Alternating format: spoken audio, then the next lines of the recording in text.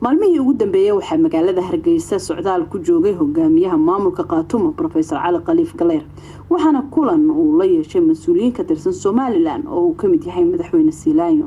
wariyaha VOA Barqad Maxamuud Kaariye ayaa Professor Galeer ka wareystay ujeedada socdaalkiisa halka ay marayaan wada hadaladii Somaliland iyo waliba Qaatumo iyo arrimo kale ugu horeyna waxa uu weydiiyay ujeedada socdaalkiisa magaaladan waxaan u imi inaan diyaarad ka raaco transit inaan ku maro sababa hadda aanan ku dheeraanayn baa igu kaliftay inaan diyaaradan ka filayay inaan ka qaato Buuhoodle yaa suurtoobi weyday sida awgeed magaaladana airport weyno aad u fiican baa ku yaal taa inaan ka faa'iideysto yaan meesha u imi magaaladana waqti hore ay ugu dambeysay runtii aad bay u dhisantay aad bay u qurux badan tahay inkastoo aanan waqti badan ba helin aan soo warwareego laakiin intaan arkay yaa qancisay hawl badanna meeshan in laga qabtay maamulka Somalilandna muddadii hadda uu meesha joogayna waxaan umaleeyahay magaalooyinka kale qudadooda dariiqo baan soo maray Burco iyo Berbera iyo laakiin dhismaha iyo wali wadada weyn ina afmadoobe ilaa Ceergaabo lafteeda ina afmadoobe maraa soo maraya la tilmaamay wata wadadii Ceergaabo leeyahay 4 saacadood baa lagaga imanaya meeshaasna maalmaha marka roobo ku jiraan loo ajiray marka halka aan ku noqday waxaan u imi transit baan ahay nasiib wanaag way arag madaxweynaha waa arkay xalaan is aragnay niman odayaal kale oo maamulka iyo baarlamaanka ah waa is aragnay laakiin nin wada hadallo iyo arrimo u socday halkan inaan ku qabsano ma ihi خاتمية Somaliland wada hadallo u socday in halkii arrimahaas maraya arrimahaas waxay marayaan Soomaalida waxay tiraa war hal isii iyo hoo hadal badan baa u dhaxeeya annaga iyo Somaliland wada hadal baa noo bilaabay muddo hadda 2 sano ku dhow inaanu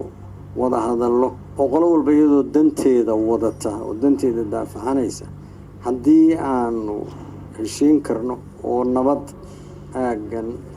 dadku balaynay marsalka dhigaan oo yoo laga dhigto wixii hadii la wada hadlo danan badan baa naga dhaxeeya dhibaatooyin badan iyo colaad iyo burbur iyo dhiig badan oo daantaana waa jiraan indhaha kama qarsanayno haddana Soomaalida waxay tiraahdaa waa seeto wixii ay u muuqato inaanu ka wada hadli karno isla ogolaan karno iyana in la holiyo waa fiican tahay Europe ku kaliftay oo Germany iyo France ama Germany iyo Ingiriis yaale isku hal unit baanu noqonaynaa ama dhaqaale ama yoolku yahay siyaasad xitaa hal state baanu u socnaa halkanna meeshanna waxa yaalana waa aragnaa ma uunaha Qaatumo iyo Somaliland laakiin Soomaaliya ama geeska Afrika oo dhan yaa runtii fursado badan muuqdaan dhibaatooyin badanna ay ka taagan yihiin raqba waa ku raggeed wixii uun maanta nool yay u baahan tahay in ay isaga yimaadaan ka wada hadlaan khayaal iyo waxaan jirin in lagu wada hadlana laga fiican wixii dan loo moodo la ikraha fi diin cidna lama khasbayo taana annagu kulli hadaan Qaatumanay diyaar baanu nahay wada hadalladaas laakiin inay waqti qaadanayaan waa in lagu talagalaa wada hadallaan islaanahay hadaba waa la soo afjari karaa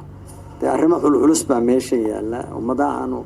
dadkana waana kala maqnaa colaad bayna ku kala maqnaayeen haddana waxay isu yihiin iyo wax ka dhaxeeya Djibouti baa la tagay Addis Ababa la soo maray Dubai waa lagu kulmay wada hadalladu magaalooyin kala duwan bay ku qabsoomeen kulanka kan xiga halku ku qabsoomaya maxaa se gabagabada laga filaya kulanaanu hadda heshiis ku nahay